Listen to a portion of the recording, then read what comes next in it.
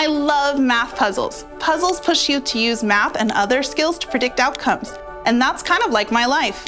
When I was in high school, my anatomy and physiology teacher was so passionate about his content that it was contagious. With this newfound love of anatomy, my mother naturally encouraged me to go into medicine. So I was pre-med in college. That's when I heard an Arizona Teacher of the Year speak. She was so inspirational that a light bulb went off. The puzzle pieces came together when I realized that my place is in education. My passion is learning and then sharing that knowledge with others. My puzzle was solved. I switched my major to elementary education.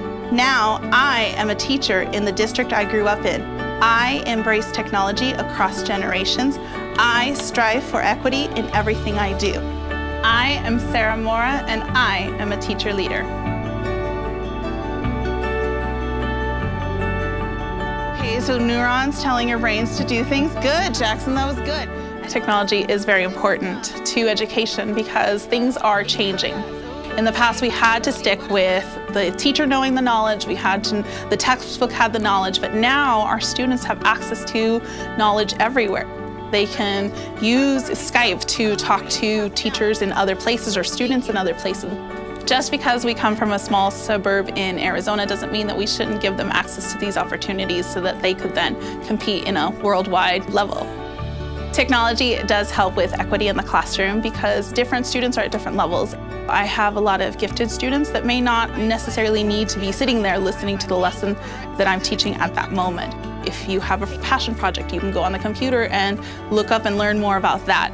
If I have a student who's struggling with reading, I can give them access to technology to be able to maybe do the extra practice. I can have one student working on a computer or a tablet, working on their sight words or their sounds, and have a child right next to them working on something totally different. And there's not that pressure of the students knowing that this kid's lower and so he's working on sight words.